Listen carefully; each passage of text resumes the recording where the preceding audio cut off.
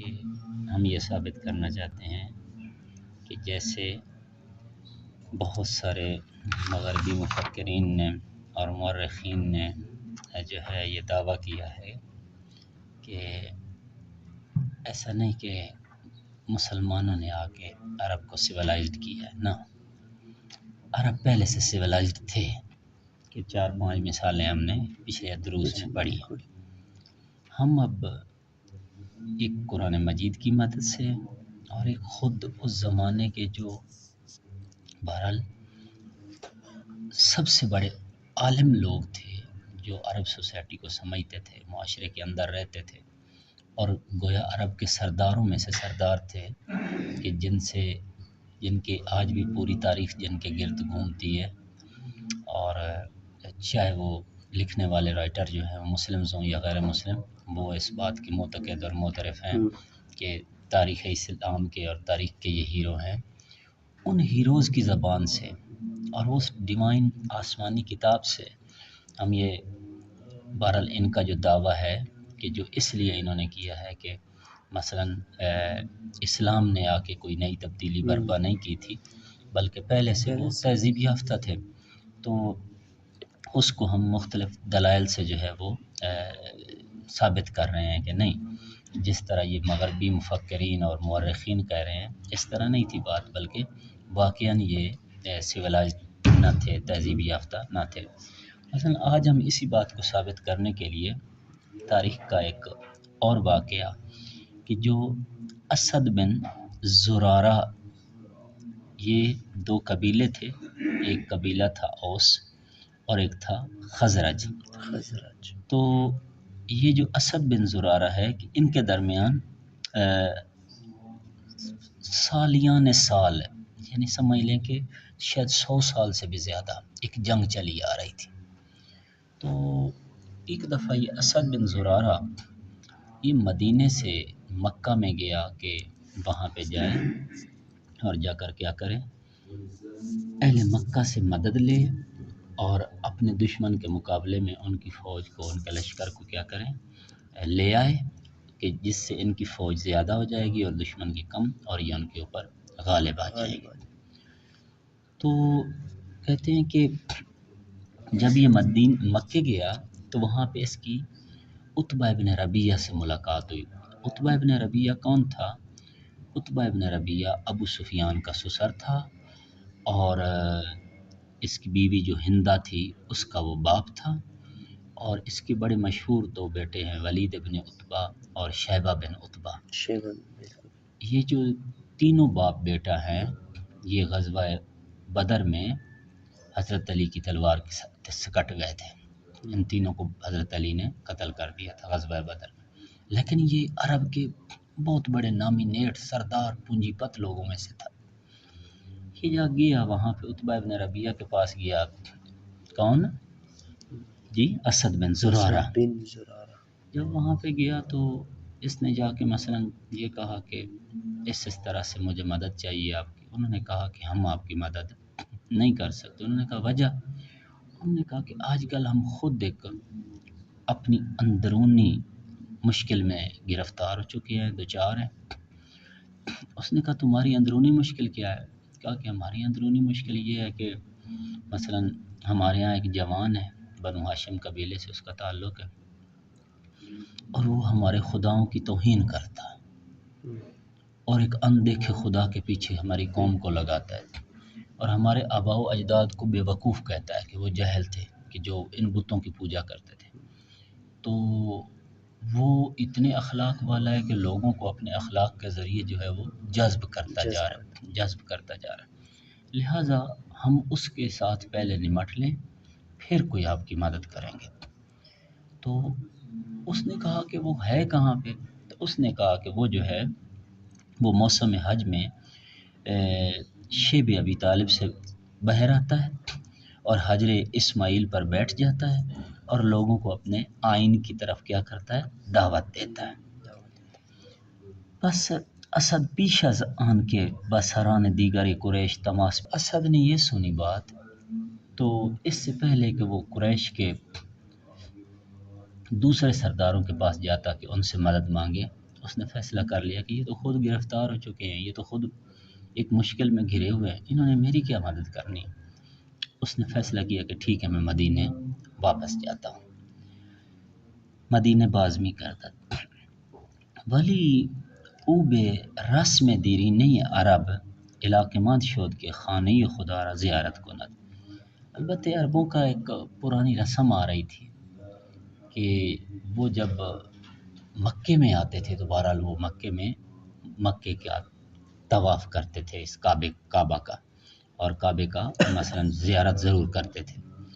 تو اسد بن زرارہ نے سوچا کہ ٹھیک ہے چلے میں اور کسی سے نہیں ملتا، کم از کم یہ کرتا ہوں کہ میں کعبے کی زیارت کرتا چلا جاؤں۔ ولی خوب اما اتبا از این کار اورا ترساند، لیکن اتبا نے اسے کہا کہ اگر تو کعبے کی زیارت پہ گیا اور تیری ملاقات اگر محمد سے ہو گئی صلی اللہ علیہ وآلہ وسلم، تو اس کے جادو میں آ جائے گا، چکر میں آ جائے گا، لہٰذا تو کعبے کے پاس بھی نہ جا۔ لیکن وہ نہ مانا، اس نے کہا کہ یار یہ تو بہت بزدلی ہے، لوگ مجھ سے کیا کہیں گے کہ تو اتنا بڑا سردار ہو کے مکہ میں گیا اور کعبے سے زیارت کیے بغیر تو واپس آ گیا۔ یاد ہے کہ ابو جہل جب مرا تھا تو اس نے کہا کہ مرتے ہوئے میری تھوڑی گردن ایسے ٹیڑھی کر کے رکھنا۔ انہوں نے کہا کیوں؟ کہا کہ لوگ یہ نہ سوچیں کہ ابو جہل کی جو گردن تھی مرنے کے بعد جھک گئی تھی۔ اس طرح کے احمق تھے، اس طرح کے احمق تھے۔ تو اس نے کہا کہ میں بہرحال جو ہے یہ ایک بہت بڑی خامی ہوگی کہ جو ہے میں ان کو مکے کی زیارت کیے بغیر واپس چلے، آخر لوگ مجھ سے پوچھیں گے اور وہ مجھے بزدل تصور کریں گے کہ میں مکے کی زیارت کیے بغیر جو ہے وہ واپس آ گیا ہوں، کہ اتنا بزدل تھا کہ وہاں ایک جوان سے ڈر کے یہ زیارت پہ نہیں گیا۔ کہا کہ ٹھیک ہے میں مکے کی زیارت کا یعنی اس کی زیارت ضرور کرتا ہوں۔ خوب مبادا ہنگام اس نے کہا کہ ٹھیک ہے میں جاتا ہوں۔ ولید اور اس نے عتبہ بن ربیعہ نے یہ کہا کہ آپ جائیں لیکن ایسا کرے کانوں میں کپاس کے وہ ڈال لیں تاکہ اس جوان کی آواز تمہارے کانوں تک نہ پڑے۔ کیا ہوا؟ سخن این مرد را پیشہ نوات نو کہ اس کی الفاظ تیرے کانوں میں پڑے اور اس کی باتیں تیرے اوپر اثر کرے۔ از طرف دیگر ہم ترک مکے بدون زیارت خانہ خدا را زشت و زننده بود، یعنی جیسے میں نے بتایا کہ عرب جو بھی تھے کوئی بھی ایسی خامی اپنے وجود سے ظاہر نہیں کرتے تھے کہ جس سے اگلوں کو یہ پتہ چلے کہ یہ بزدل ہے۔ ٹھیک ہے، اس نے کہا نہیں میں جاؤں گا ضرور۔ ٹھیک، یہ کس کو پتہ ہے کہ اس نے کانوں میں مثلا کپاس ڈالی ہوئی ہے؟ گیا ہے مکے گیا ہے تو مکے میں خانہ خدا کی زیارت۔ سر انجام برائے حل مشکل عتبہ پیشنہاد کرد کہ اسد پنبے ای در گوش خود فرو ببار پاس ڈال لے تاکہ اس مرد کی آواز تمہارے کانوں تک نہ جائے۔ خوب اسد آہستہ آہستہ وارد مسجد حرام شد۔ وہ جو آیا تھا یہ جی ہم جو لاسٹ آہستہ آہستہ وارد مسجد حرام شد، اسد آہستہ آہستہ کعبے میں آ گیا۔ وہ آغاز بے طواف کر دے اور اس نے طواف کا جو ہے وہ ابتدا کر دی۔ در نخود کہ اس کی نظر جو ہے رسول اللہ پہ پڑی، پہلے ہی اس میں جو ہے اس کی نظر رسول اللہ پہ پڑی۔ دید مردی در و ادعی از بنی ہاشم دور اورا گرفتے و از وی محافظت میکنند۔ اس نے دیکھا کہ ایک خوبصورت جوان ہے جو حجر اسماعیل پر بیٹھا ہوا ہے اور بنو ہاشم کے کچھ لوگ اس کے ارد گرد بیٹھے ہوئے ہیں اور وہ سارے کے سارے اس کی حفاظت کر رہے ہیں، اس کی حفاظت کر رہے ہیں۔ لیکن اس کی بات کے خوف سے کہ کوئی اس کی بات جو ہے میرے کانوں سے ٹکرائے اور میرے دل میں نہ اتر جائے، اسد نزدیک نہ آیا۔ جلو نہ آمد سر انجام درمیان طواف با خود اندیشید کہ این چه کار احمقانه ای است که من انجام می دهم. ممکن است فردا در مدینه از من درباره این حادثه سوال هایی بکنند، آن موقع من در پاسخ آنان چی بگویم؟ پھر اس نے سوچا، اس نے کہا کہ یہ کیا بے وقوفی ہے کہ جو میں کر رہا ہوں، آخر ایک نیا واقعہ ہے جو مکے میں ہوا ہے۔ کل جب میں واپس جاتا ہوں مدینے میں لوگ مجھ سے اس واقعے کے بارے میں پوچھیں گے، کیوں ان کو کیا جواب دوں گا؟ میں تو خود جاہل ہوں اس واقعے سے متعلق، کیوں نہ میں اس بندے سے دو چار باتیں ہی کر لوں۔ تو اس نے بہرحال وہ کانوں سے وہ سارا کچھ نکال دیا اور حضور علیہ السلام کے نزدیک آ گیا۔ ممکن است فردہ خوب اس نے سوچا کہ میں اس مرد سے بات کرتا ہوں اور اس کی باتیں سنتا ہوں تاکہ ادھر کسی نے مجھ سے پوچھا تو میں بتاؤں گا۔ اور عرب کے دستور کے مطابق ان کا ایک خاص الفاظ تھے کہ بھئی جیسے ہم کہتے ہیں صبح بخیر، وہ کہتے تھے انعم صباحن، کہ مثلا صبح بخیر یہ جو بھی تھا، اس نے اپنے اس طریقے کے مطابق اس کو سلام کیا۔ حضرت در جواب یہ من کہا کہ یہ جو تو مجھے سلام کر رہا ہے نا، میرے اللہ نے اس سے بہت اچھا اور بہترین جو ہے نا سلام کرنے کا طریقہ مجھے بتایا ہے۔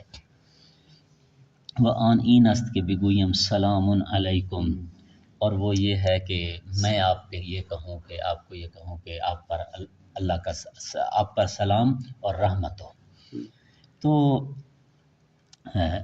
سلامتی ہو آپ پر۔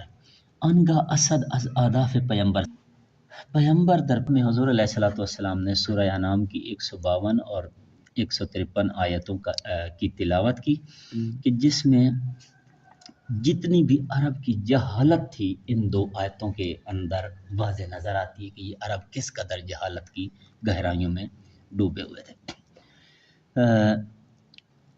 اس کے بعد یہ ہوا کہ ان دو آیے کے متضمن درود و درد و درمان ملتی بود کہ 120 سال با یک دیگر جنگ داشتن تاثیر عمیقی در دل وی گذاشت۔